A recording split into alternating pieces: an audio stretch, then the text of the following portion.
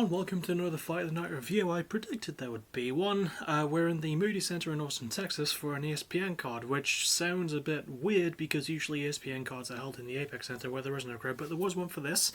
And we have the main event to talk about for the Fight of the Night, which was between Calvin Kattar and Josh Emmett. So let's just go through it round by round. It's the full 5, so I have a lot to get through. I'm going to try and get through it quick. So round 1 starts, obviously, and before I actually talk about it, I do want to bring up the fact that Calvin Kattar's name was customised on his shorts. It was difficult for me to tell at first, but by the end of round 1 we saw the backs of one of his cornermen, and it turns out that the Kattar was all in rainbow colours because of it being Pride Month. So I wanted to highlight that really quickly, and I thought that was actually just a really cool decision from Kattar. So yeah, I wanted to point that out quick before I actually get on to talking about the round.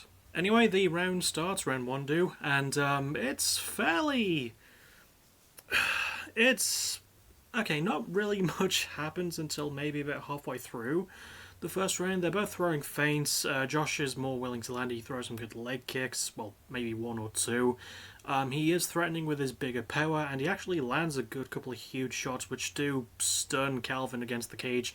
There is one moment where he hits him and it looks like Calvin stumbles from the hit, but I think it was just because he bumped into the cage and didn't expect it. I don't think it was Emmett's power that caused that to happen, but that's just me. But yeah, round 1... not a whole ton happened besides that, but Josh was like following, he was walking forward, he was pressuring Calvin, landed some pretty big shots, and they did get into a pretty good brawl near the end of the round, and Calvin was landing a really good jab that actually opened a wee cut over Josh's left eye right here on the eyebrow, thereabouts, and that sort of became the main story for the fight, really, which we'll talk a bit more as we go through it. But round 1, not a whole ton of action. Pretty okay round. Giving it to Emmett though, I definitely, the majority thinks that he won round 1, and I'm in that majority as well. He was just landing some bigger shots. He was mixing up to the body quite well. Calvin was landing some good stuff. He did have a good jab every now and then, and like I said, he did cut Josh open, but didn't really do anything super substantial, and the last 10 seconds were a bit of a mad brawl, which is good. But that also becomes another plot thread, which I'll talk about more near the end. We then get to round 2, and for the most part it does feel like a bit more of the same. The cut on Josh's eye is cleaned up appropriately, but Calvin actually starts to put some work on it. That was my knuckle cracking in case you wondering what the snapping sound was. But yeah, Calvin starts landing the jab and sort of reopens the cut, and it gets a little bit worse on Josh, but Josh is still pressing forward and landing the much bigger stuff. He's again mixing up to the body and going up top, but again, much like round 1, way too many dips in the action. There's not really much of them just like pressing forward and going for it, and this becomes a thing that the commentary teams say, especially Dominic Cruz. He points this out a lot. The fighter that's going to press forward is more likely to win, and that's what Josh was doing a lot of in round 1, and that's what he's doing in round 2 when he does get the chance. He's utilising it quite well, and he's landing some really good shots, massive looping hooks. Calvin's not getting his inside on it as he would like to, and Calvin has a history of being a fighter who really picks up the pace as the fight goes, but Josh is just like there winging at him, and a lot of people feel like Josh won the round, although the significant strike total was 20 to Kattar and 19 to Josh, which is very weird to think about, honestly, because it definitely looked like Josh landed the more significant stuff, but again, near the end of the round, pretty decent scrap between the two, but I give round 2 almost wholeheartedly to Josh. Calvin was starting to pick things up a little bit more.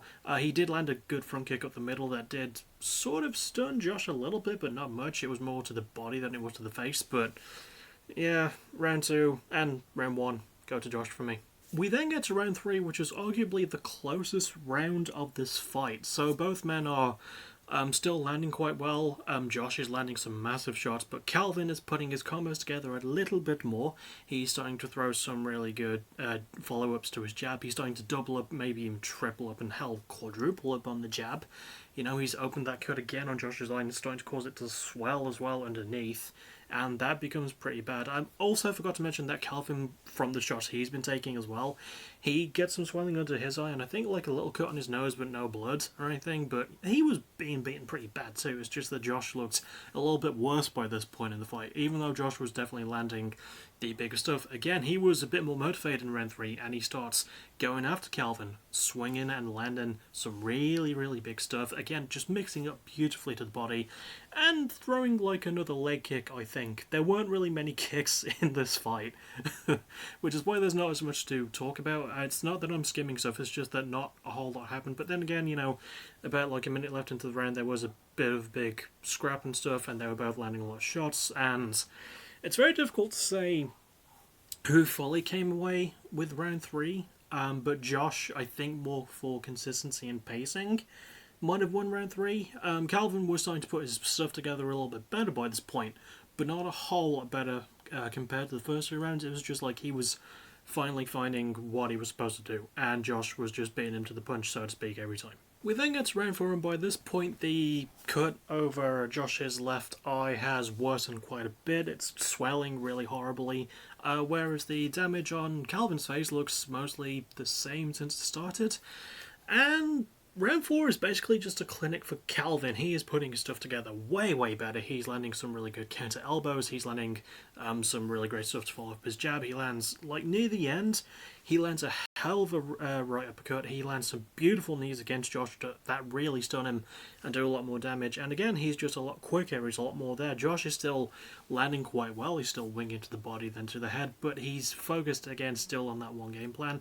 And also in round 4 is the first sort of grappling exchange we get, because Josh goes for a clinch against the cage, a very high collar sort of clinch, but Calvin manages to slip out of it like within a couple of seconds, and then the rest of it after that is just stand-up fight, which Calvin is definitely dominating. He's utilizing his reach really well finally, and yeah, again just busted in Josh open. I think he might have opened another cut around the eye, just made it worse, But yeah, round 4, almost entirely Calvin. I think he did a lot more in this round, in that 5 minutes, than he did in the previous 15. He's like ahead on the scorecard, I think, in terms of his striking, but Josh still takes the first 3 rounds. However, yeah, round 4 definitely more in favour of Calvin. And again, they did get into another sort of fight near the end. Another sort of fight. I mean, it's a mixed martial arts event. So, they got into like a brawl near the end, as they often do. Not after the bell sounded, I should clarify, but they've just been, turning up the heat by the end of each round. So, yeah. And finally, we reach the 5th and final round, and again, it is quite a close one. Calvin is doing what he did in round 4, where he's following up his strikes quite well, landing some really good stuff, throwing a couple more kicks. Josh even actually throws a head kick to follow a combo at some point in round 5, which actually lands and looks really, really clean. And round 5 is quite close. I think there's sort of a takedown attempt from Josh. It was hard to tell. I think he was trying to follow up an overhand right with a takedown.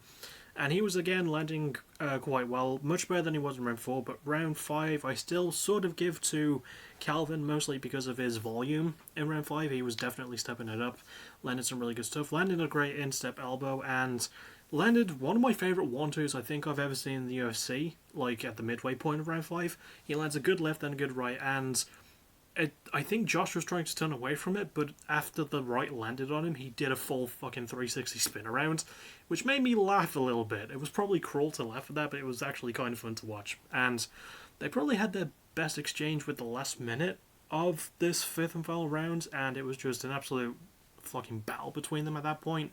And the two were absolutely singing for each other, and Calvin was definitely getting the better of it.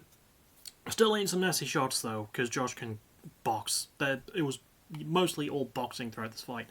But round 5 comes to a conclusion, and I do give round 5 to Calvin, but clearly it is a split decision win for Josh. He won the first 3, I think, and I agree with that. It is, that exact result. It is a split decision win for Josh, and I know we actually have to talk about it. I have no complaints or disagreements with Josh winning this fight. I think he could have done more in rounds 4 and 5 to make it feel a bit more even. But I also wasn't a super huge fan of this fight. I think it really says something when a fight can go for 25 minutes and I can't retain a single fucking thing from it. Whereas with the Yuri Prohaska and Glover Teixeira fight, that went for 24.5 minutes, and I remembered as much as I could when I was reviewing that fight and watching it, because that fight was incredible. This one had way too many dips in action, and it had one of my least favourite things, which sort of contemplates, like, for a fight of the night. Sorry, what's the word I'm looking for? Compensates. There we go. Compensates for a fight of the night. And it's when the last the last minute to 30 seconds of a fight are, like, the most actually exciting moments, because that's just, like, what, barely even 5 or 2.5 minutes of a 25-minute fight. And that's not really what I want from a fight of the night. I still thought it was relatively entertaining, but it's not going to be in my top 10. No complaints about the winner. Pretty serviceable fight of the night, just wasn't super great in my opinion. And I think it needed more like consistent action all the way through, and it needed to mix stuff up. It was pretty much an entirely boxing match, besides like a couple of front kicks from Calvin and maybe a leg kick and a head kick here and there from Josh. It was mostly just a boxing match, you know. And although, having said that, Calvin did land a hell of a spinning elbow on Josh at round 4, which Josh just ate and powered through.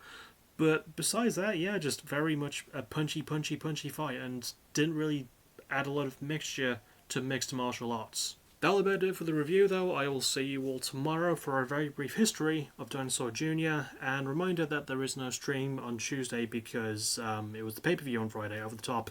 And I completely botched the Rumble, but I'm not going to go back and change it to like a normal Rumble because I don't want to overcome the result. So Alexander, as much as I hate to admit it, is still going to main event Defy the Gods 4. Damn it. But that's besides the point. Next thing, well, I already said what the next thing is, so I'll see you all for that, and yeah, basically just see you tomorrow. Can't really think of much else to add. As always, thank you for watching, you're awesome, bye bye.